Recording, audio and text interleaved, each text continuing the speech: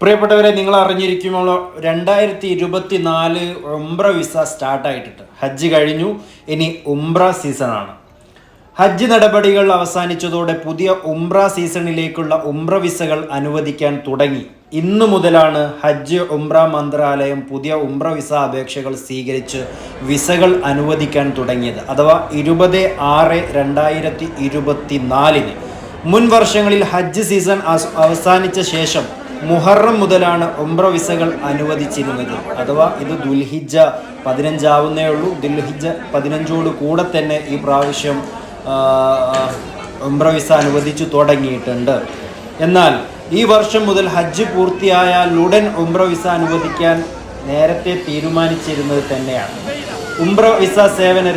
ഉംറ സേവന മേഖലയിൽ പ്രവർത്തിക്കുന്ന മുഴുവൻ വകുപ്പുകളുടെയും ഏകോപനം നടത്തിയാണ് മന്ത്രാലയം വിസകൾ അനുവദിക്കുന്നത്.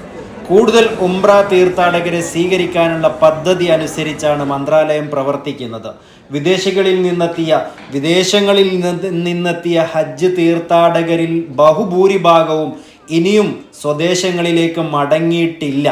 ഇതിനു മുമ്പ് തന്നെ ഉംറ വിസ അനുവദിക്കുകയാണിപ്പോൾ.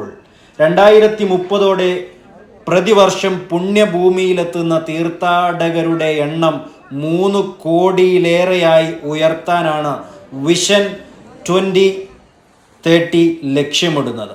കഴിഞ്ഞ കൊല്ലം വിദേശങ്ങളിൽ നിന്ന് 1.355 കോടിയിലേറെ ഉംറ തീർത്ഥാടകരെത്തിയിരുന്നു. ഉംറ വിസ കാലാവധി 90 ദിവസമായി ദീർഘിപ്പിച്ചത് കൂടുതൽ പേരെ ആകർഷിക്കുന്നുണ്ട്. ഉംറ വിസയിൽ രാജ്യത്ത് പ്രവേശിക്കുന്നവർക്ക് വിസ കാലാവധിയിൽ സൗദിയിൽ എവിടെയും സ്വതന്ത്രമായി സഞ്ചരിക്കാനും കഴിയും. ഉംറ വിസക്കാർക്ക് സൗദിയിലെ ഏത് എയർപോർട്ടുകളിലും അതിർത്തി പ്രവേശന കവാടങ്ങളിലും വഴി രാജ്യത്ത് പ്രവേശിക്കാൻ അനുമതിയുണ്ട്. ബിസിനസ്, വിസിറ്റ് വിസകൾ അടക്കം ഏത് വിസയിലും